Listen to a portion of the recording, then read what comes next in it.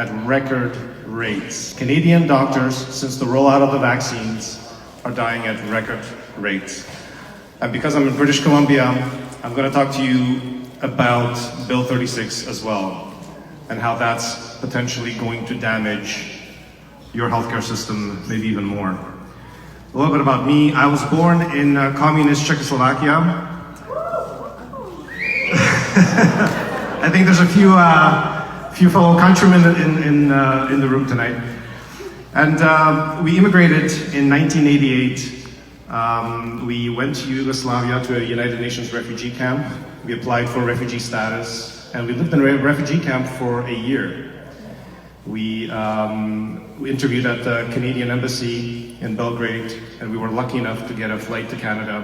In 1989, we landed in Toronto in a government housing, and I grew up in Toronto.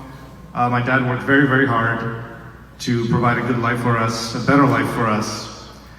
And I went to University of Toronto. I got a 4-year immunology degree at U of T, and then I went to medical school at McGill University.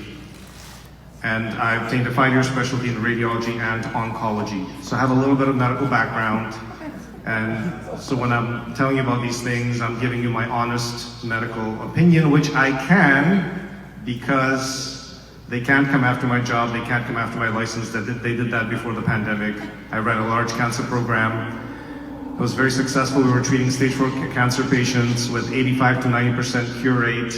And Alberta Health Services unfortunately shut our program down because their Trudeau government is building it here in Vancouver with BC Cancer, with UBC, and with Triumph, with $300 million of federal money, which is great for British Columbia, but they basically killed our program in Alberta and left our cancer patients to die so that they could have a monopoly over it and then privatize it.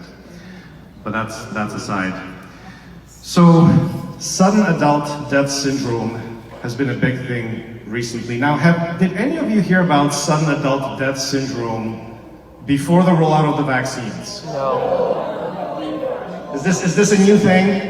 Yes. It seems like a new thing, and it pretty much is. Now, it did exist before the rollout of the vaccines, except it was called something else. It was called sudden arrhythmic death syndrome.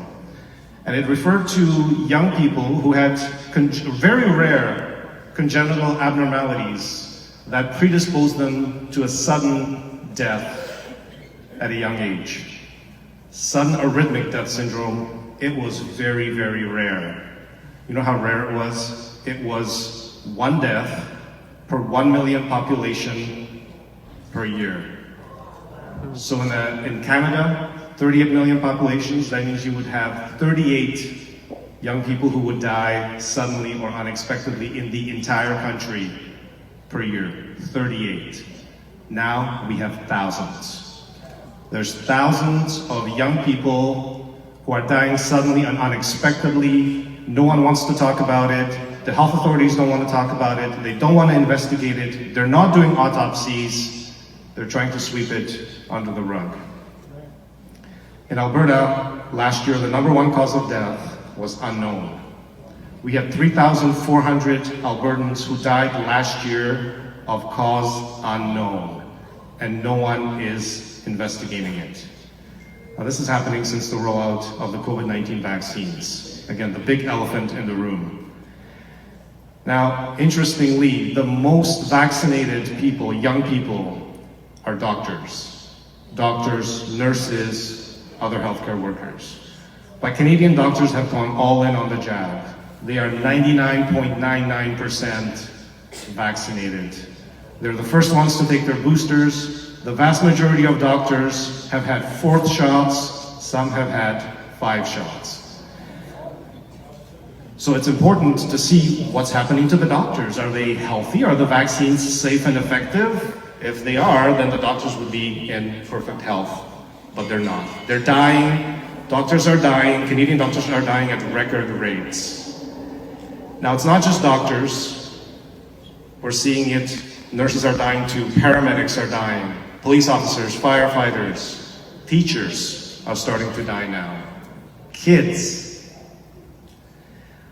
I was contacted by an Alberta teacher a couple of weeks ago who told me that they had lost a grade 2 student and a 37-year-old teacher in their school from sudden cardiac death.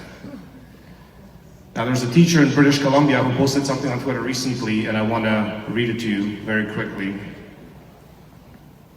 because some of you may have heard about this. So this teacher said, "I know 2 kids who died suddenly in the last 3 days, 7-year-old girl and 10-year-old girl. Both no underlying health conditions. I'm a teacher of 12 years. I've never seen this. These kids are in BC, Vancouver Island and Kelowna. One of them went to another school, but one was actually a friend. She said, I know she was triple vaccinated." And another one in Richmond now, 6 years old. Yeah, 6 years. Yeah. Yeah. So you guys know, this is happening now. Now kids are starting to die suddenly or unexpectedly. This should not be happening. Okay, this should absolutely not be happening. I'm going to focus on the doctors because there's a lot of information that we see with the doctor deaths. And it sort of gives you an idea of what is causing these sudden deaths. Why are people dying while they're exercising? Why are people dying in the middle of the night? They go to sleep, they never wake up. Again, this used to not happen before. Like I said, sudden arrhythmic death syndrome, 1 in a million per year. This is now far too common. Okay, and it's since the rollout of the COVID-19 vaccines. When you look, 93 doctors have died suddenly or unexpectedly since the rollout of the vaccines last year. 93, that number is climbing every single day. In fact, we just had a cluster of doctors who died, so that number is going to go over 100 before the end of the year. When you look at doctors of all ages, you find that the older doctors are dying at about 30% higher rate since the rollout of the vaccines. But it gets worse the younger you get. Doctors under 50 are dying almost at double the rate since the rollout of the vaccines. Doctors under 40, it jumps to 300, 400, 500%. Youngest doctors under 30 years old are dying at 800% increased rate since the rollout of the vaccines. McMaster University had 3 medical students that died this summer. One medical school lost 3 of their medical students. They were aged 25, 27, 32. Dead this summer. So I'm going to talk to you about what might be causing these deaths. And basically, it's 4 things. Number 1, myocarditis, heart inflammation causing sudden cardiac arrest. These are the deaths you see when people are exercising and they collapse, they drop dead, or they die in their sleep in the early morning hours usually. That's number 1. That seems to account for about 60% of the deaths. Number 2, blood clots. And I'm going to go into detail about the blood clots. Number 3, neurological injuries. And number 4, turbo cancers, or very rapidly growing aggressive cancers. So if we look at myocarditis, what is myocarditis? Why is it happening? Well, we're told that when we get the injection, the booster shot, we get it in the arm, it's supposed to stay in the arm for a few hours, it's supposed to teach your immune system how to fight the coronavirus. And then the mRNA dissolves and you're fine. No problems, right? Doesn't get into your blood, doesn't go anywhere else, stays in the arm, and it's gone within a few hours, maybe a day or 2, and that is a lie. That is a lie, it's a proven lie. When you get the shot, so you've got these lipid nanoparticles that have the mRNA. They end up in your bloodstream. There's 2 ways they get into your bloodstream. Either the person hits a tiny little blood vessel and ends up in the bloodstream, or because they're lipid nanoparticles, they drain into the lymphatic system. And they go into the lymph nodes, they go through lymphatic channels, they end up in the blood anyways. and they end up in the blood and they circulate in your bloodstream over and over and over and over. They circulate throughout your entire body. They circulate for weeks. The mRNA lipid nanoparticles have been found in the bloodstream for weeks.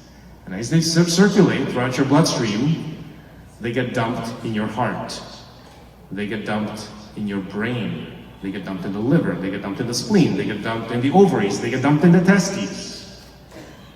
They pretty much get dumped everywhere. And wherever they land, the spike protein gets transcribed, and now you're getting spike protein where you shouldn't have spike protein. You're only supposed to have spike protein in the arm, but that's not where it's at. Now you're getting spike protein in the heart, and they have found spike protein in the heart on autopsy. Now you're getting spike protein in the brain. You're getting spike protein in the kidneys. You're getting spike protein in the liver. And wherever you get spike protein, you get inflammation.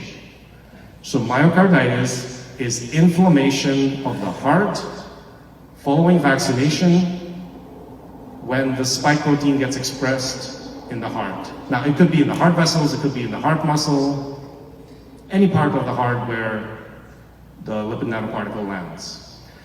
Now what's very interesting about this kind of heart inflammation is that people don't know they have it. It's called subclinical myocarditis, and people don't know they have it. There may be thousands and thousands of people walking around right now with an inflammation of the heart they don't know they have. You don't get chest pain, you don't get shortness of breath.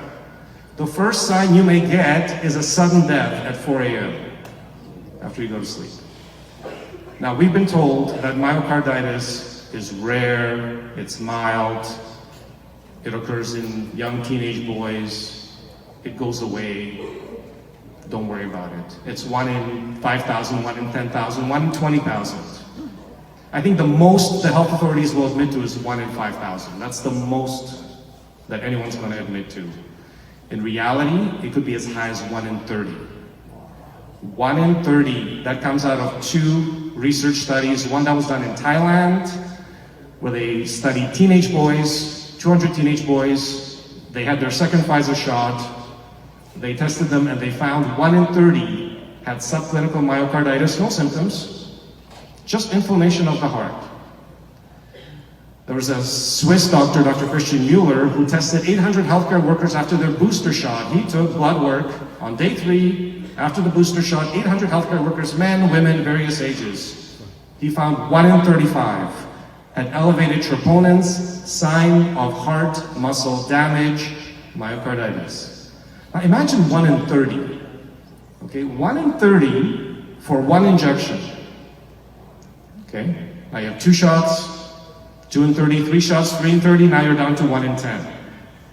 It's very common and no one is admitting it. No doctor is admitting this. These studies are out there.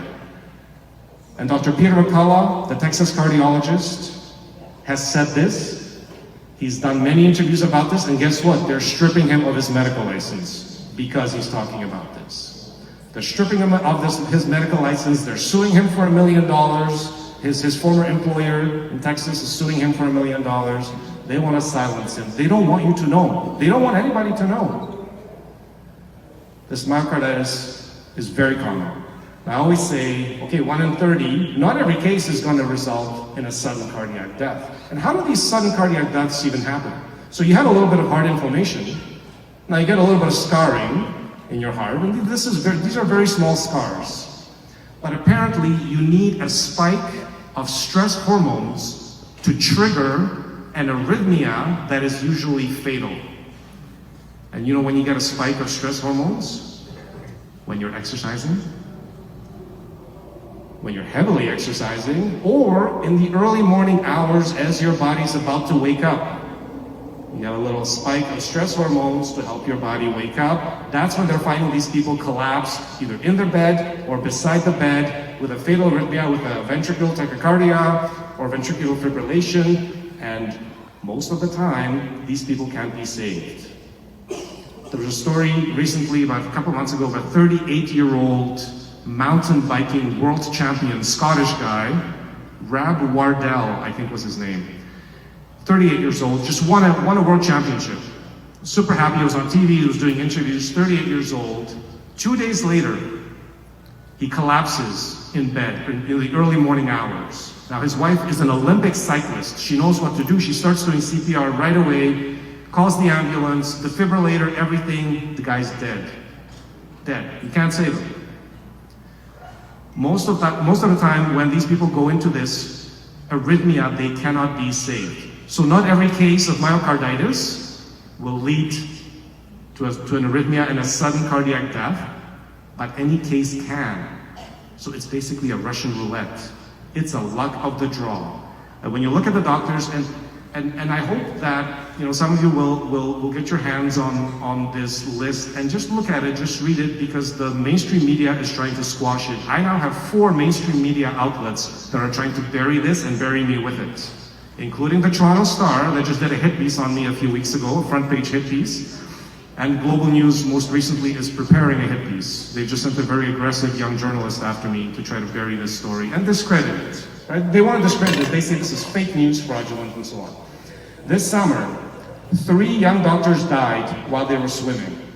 3 Canadian doctors died while they were swimming. One was a triathlete doing a swimming portion of a triathlon. She didn't drown. She had a heart attack while they were swimming. 2 dropped dead while they were jogging. One of them was an Olympic athlete. He was an Olympic sailor. Dr. Paul Hannam in Toronto dropped dead while he was jogging. 2 died while they were hiking. 1 died, he was a cyclist while he was cycling. 1 died while cross-country skiing. And a bunch of doctors have died in the middle of the night. They went to bed and they never woke up. Okay. Some of them a few days after their booster shot. So this is something you absolutely have to be aware of, because this seems to be the #1 cause of sudden deaths post-vaccination. It seems to be happening in about 60% of people. It can affect men and women equally for the vaccine. Now, regular myocarditis you get from a different virus.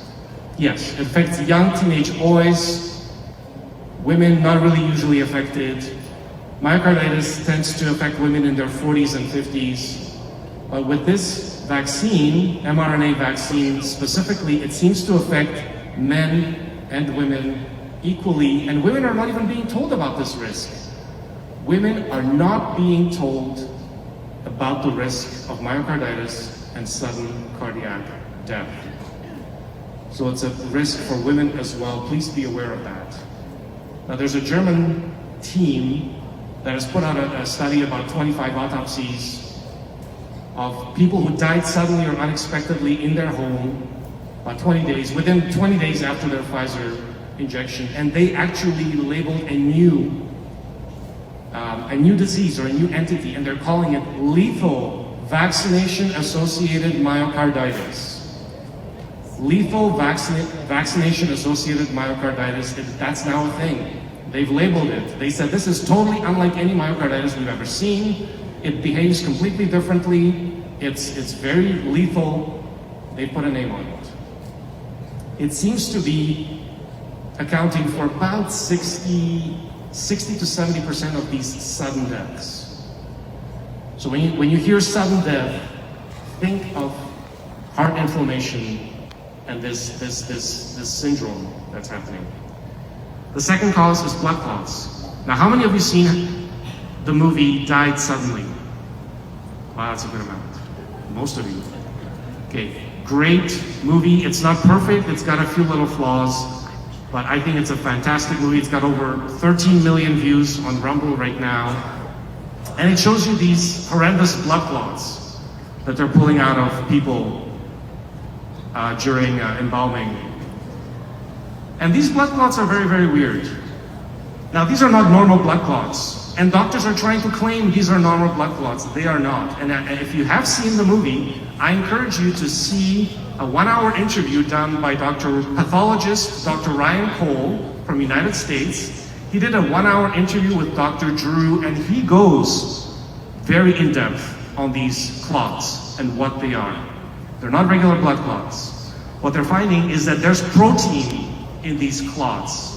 There's all kinds of proteins, amyloid proteins, that are being built into these clots, amyloid fibrils. And that gives them this kind of firm, rubbery appearance. They look like rubber bands. They look like calamari. They look like something out of an alien movie. It's just amyloid protein. And guess what? The spike protein has 7 amyloid sequences in it. Nobody knows why. They just happen to be there. There's 7 sequences when you chop off the spike protein and you let the mRNA get transcribed. There are 7 amyloid proteins that come out of it, and about half of them can create these long fibril structures. So Dr. Ryan Cole has dissected these things, and he's found amyloid in them, these amyloid fibrils. And here's the thing, the body can't break it down.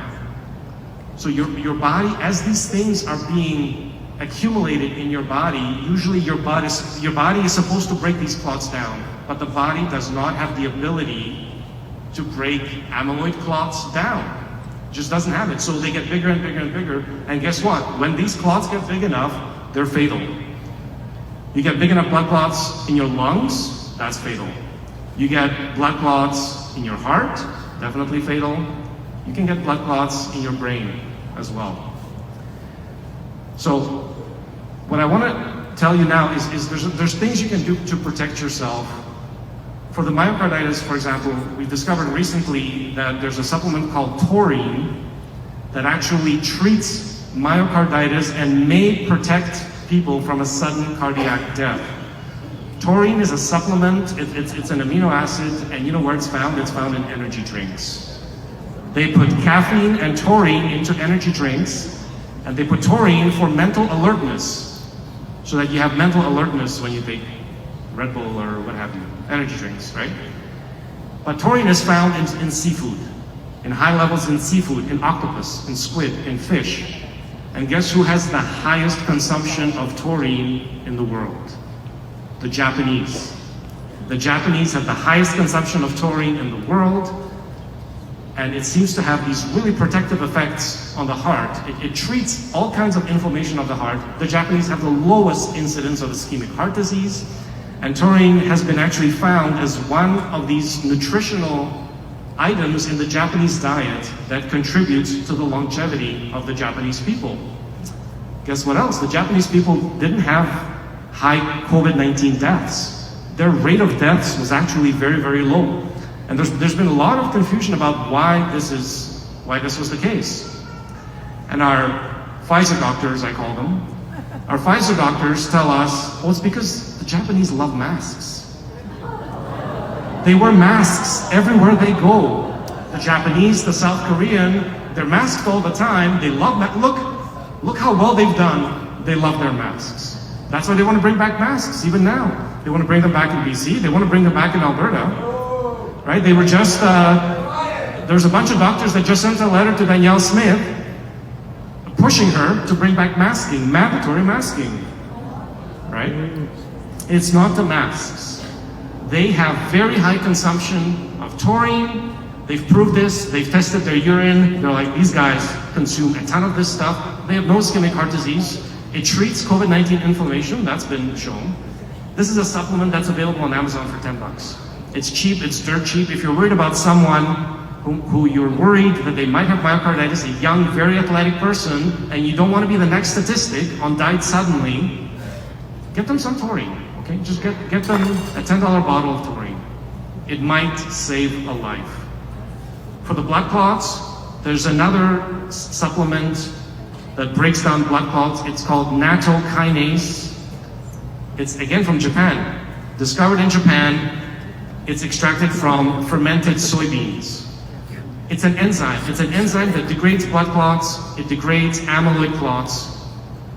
And it degrades the spike protein. This has been proven. It actually degrades the spike protein. Nattokinase, again, Amazon, $20 a bottle. Slightly more expensive than taurine, but... And there's other versions of this. There's nattokinase, there's serrapeptase, there's lumbrokinase. Nattokinase seems to be the best, but there's other versions of this. Again, give yourself some protection, because your doctor's not going to offer you this advice at all.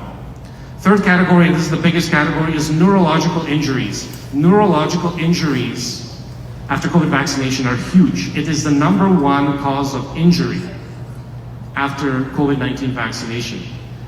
We know that spike protein gets in the brain. We know that when it gets in the brain, it causes inflammation. And when you have inflammation in the brain, it can wreak all kinds of havoc. You can have movement disorders. So many of you may have seen these videos where people are shaking uncontrollably. They're in bed and they can't stop moving their arms or their legs. It's neurological injury, inflammation of the brain, difficult to treat. You can get seizures, and these seizures can be fatal. Now we have a quick little video I want to show you. There's a reporter, Mark Stein, in the United States, did a quick little video, and many of you may have seen these videos of people collapsing out of the blue. I don't know if we'll be able to show it. And then the final solution, which is a year to 2 years off, is the vaccines. Doctors baffled by increase in sudden adult death syndrome. I mean, are they that stupid, or they just feel, oh, we can't possibly connect all these dead young and middle-aged people over here with all these mass vaccinations over there? What they must know, surely. Yes, I don't think that they're stupid. I think that they think we are stupid. And I mean, they're kind of right. I mean, sudden adult death syndrome, really? This is basically the new one. We had a couple of months ago, right, when it was Christmas, they said, oh, there are a lot of people dying from heart attacks, and it might be because of the Christmas trees in your house. I've seen headlines where they said, oh, it's climate change that now causes all of these heart attacks. I've seen post-pandemic stress disorder is causing heart attacks. These people are laughing at us. They think that we're stupid. And, you know, the thing is that I understand that a lot of people have trouble saying these things because, as you said, they will come after you when you try and uncover the truth. And also, it's very hard to speak out about the truth and say, hey, maybe we should call a spade here, and 2 + 2 is 4, and the only thing that changed in the past couple of months is the fact that everyone took this vaccine. You can't say that because there are no real studies for these correlations. You know, we just have suddenly all of these extra deaths, and we have no idea why, but we do know that it's not the vaccine. That's the one thing that they can tell you for sure. And yet, despite the fact that we've now essentially clinically tested the vaccine on billions of people worldwide,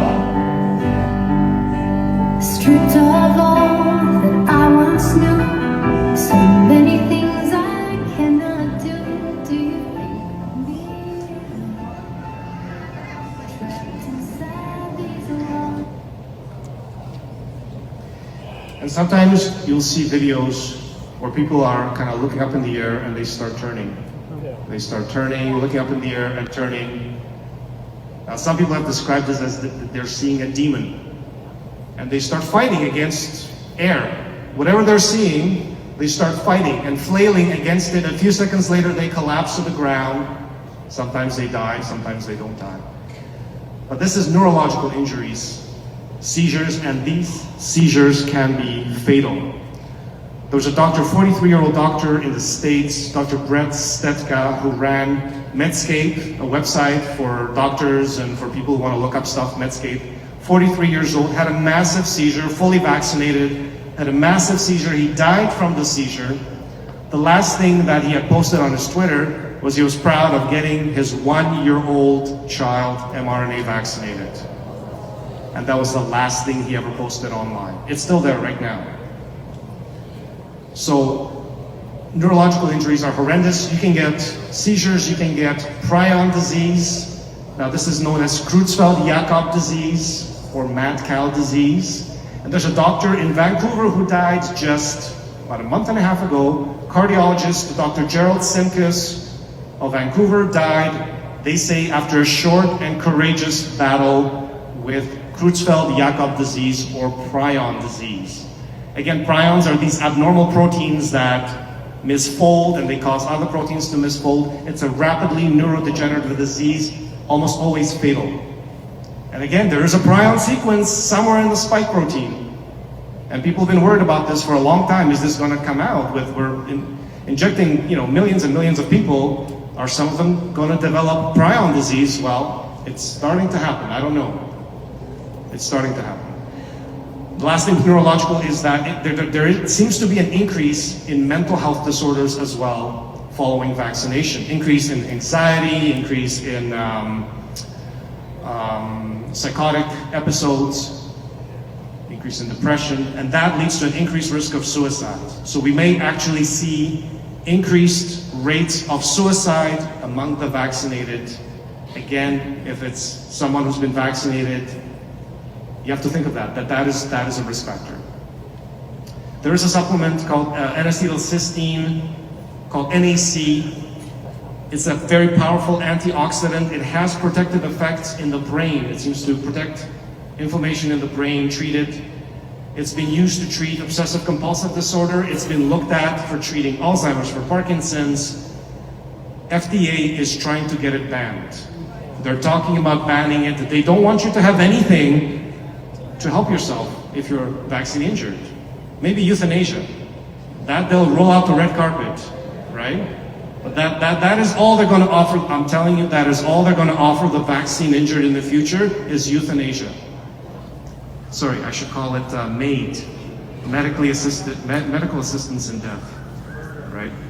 That's what they're going to offer the vaccine injured, because they have nothing else to offer. Either keep taking your boosters or get the hell out of here, because the doctors don't want to see you. Doctors don't want to deal with the vaccine injured, and that is a tragic reality, is that many vaccine injured, the doctors do not want to treat them, they don't know how to treat them, they don't want to deal with the patients that they themselves have injured. Okay. The last category is turbo cancers or rapid cancers. I want to briefly bring this up because there seems to be a spike in these bizarre, rapidly growing cancers that are fatal. There's also cancers that come back after vaccination. But there's a case of a young medical student at the University of British Columbia, Dr. Joshua Yoneda, 27 years old, needed to have 2 vaccine doses to continue his medical school, 3rd year medical school. He was doing rotations in hospitals, needed to have his shots.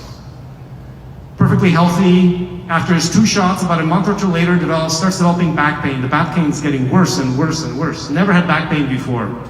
They go for imaging, they find a huge tumor on his spine. Very, very large tumor on his spine. They biopsy it, they're like, we can treat this is not that aggressive. We can treat it, we can cure it, you'll be fine.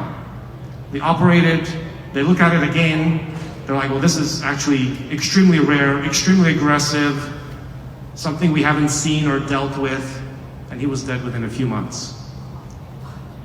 Medical student, 27-year-old medical student at University of British Columbia, dead within a few months after taking 2 shots. So there is a spike in cancers. We're seeing it in the United States, we're seeing it in the UK. Again, the medical authorities do not want to talk about it. There's about 10 doctors in my list of 93 doctors who died suddenly, who developed cancer that was so aggressive that claimed their life in less than a year. All of them had had at least 2 mRNA vaccine doses. Dr. Savitsky, 36-year-old doctor in Mississauga, developed gastric cancer after 2 shots, goes stage 4, dead in less than a year. Same hospital. 49-year-old Dr. Lauren Siegel develops lung cancer, goes to stage 4 and dead in less than a year. They died within days of each other. Same hospital, Mississauga Hospital, Trillium Health. So rapid cancers seem to be happening with these shots. Now I want to talk to you about Bill 36, because Bill 36 is an absolute monstrosity of a piece of legislation that I guess has been passed. Has it been passed? I don't know if it's been passed. Okay, it's been passed. So, and you knew they would. The main thing that is an absolute disaster for Bill 36, which is the Health Professions Act, governs the practice of healthcare in the province of British Columbia. The main problem is Section 49, which makes mandatory vaccinations for doctors, for nurses, for other healthcare workers governed by the various colleges. It makes vaccinations mandatory in order for you to have your license. In order for you to have your doctor license, medical license, in order for you to have your nursing license, you have to take mandatory vaccinations, which is going to include COVID vaccinations every 3 months. Because that is the standard that's coming out of Health Canada. You're going to need booster shots every 3 months to stay up to date on your mRNA vaccines. And not only that, you're going to probably have to take whatever new mRNA vaccines come out. Oh, there's a new mRNA influenza vaccine? You're a healthcare worker, you got to take it. That's what's built in to Bill 36. It states clearly mandatory vaccinations of any kind as a condition on your license to practice as a doctor, as a nurse, as any other kind of healthcare worker. This has not been done anywhere in Canada. This is actually the most draconian piece of healthcare legislature that has come out anywhere in Canada. And that's Bill 36. I've never seen it as a condition of your license to practice. You know, I've seen mandates, we've seen mandates from the hospitals can mandate for you to work. But maybe you have a private practice, maybe you don't care what happens at the hospital. So you can practice privately. We've seen mandates, you know, in the health authorities. So Alberta Health Services actually came out a mandate for all 105,000 healthcare workers in the entire province of Alberta last year. And they drove a lot of people into retirement, a lot of people quit, a lot of people left Alberta, thousands of healthcare workers. But it's never been conditional on your license. And what they've done now is they make it conditional on your license, and if you refuse, the college is going to damage your license. They're going to say, well, let's say nurse refuses the mandatory vaccination. Let's say that this nurse is refusing her 5th booster shot or 6th booster shot. They're going to say, nurse such and such refused the shot. It goes on her record. It goes on her record as unprofessional conduct. Now she's an unprofessional nurse or an unprofessional doctor. Now you try to get a job somewhere else in the province with an unprofessional conduct on your record, or you try to get a job in the States, you're going to have a very hard time. You basically are now tarnished and damaged by a vindictive, corrupt college, by a vindictive, corrupt provincial government. This is extremely damaging, and I think a lot of British Columbians are realizing the implications of this. I don't know how many healthcare workers are realizing the implications of this, because the mandatory vaccinations are built in. The second thing that's built in, and it's very, very communist style, is they are pressuring doctors and nurses to report each other for COVID misinformation. And you know what they will report you as? You'll be reported as a danger to the public health. This is very, very communist style. This is like straight out of the Soviet Union. Straight out of the Soviet Union. Report your fellow man to the government so they can strip him or her of their license to practice medicine or nursing. So now people are going to be incentivized to sabotage their colleagues, to snitch on their coworkers who they may not like or who may hold different views. Let's say you love mRNA vaccines and you want to take out your colleague who doesn't. You're going to report them. You're going to say they're in danger.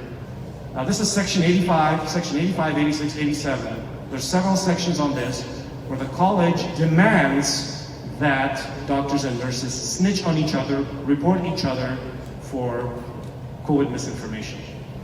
There's other things that are built in. There's if a doctor tries to practice kind of on their own or without a medical license, they can come after them with 6 months imprisonment. So let's say you try to treat some people under the table.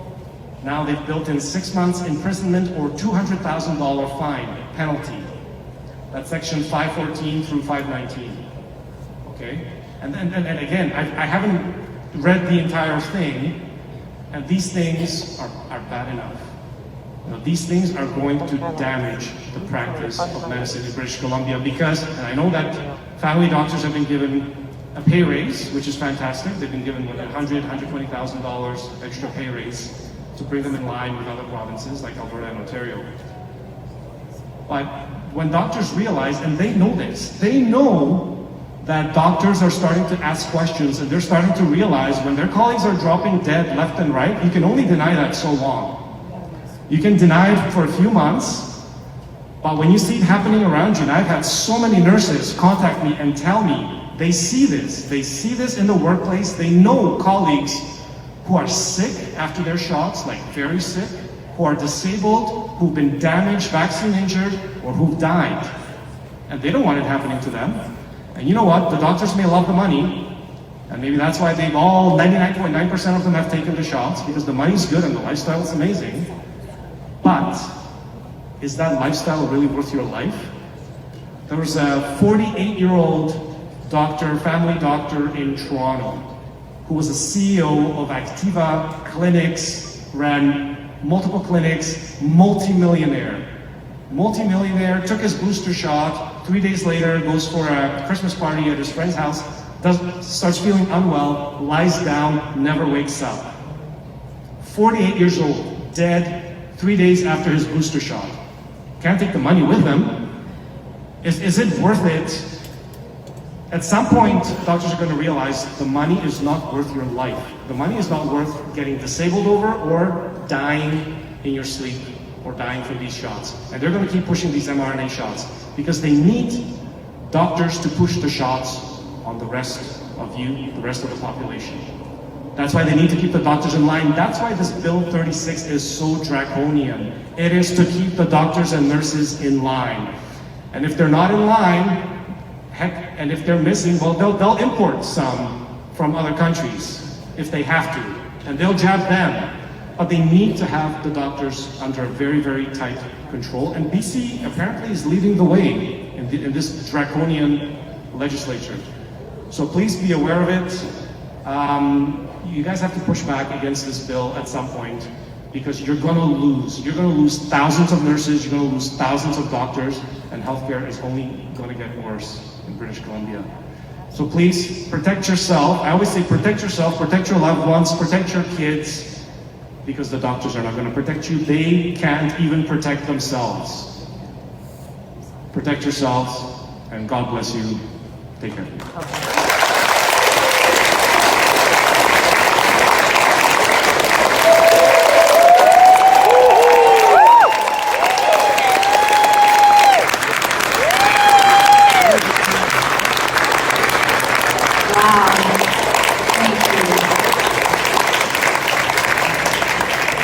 Thank you, Dr. Makis.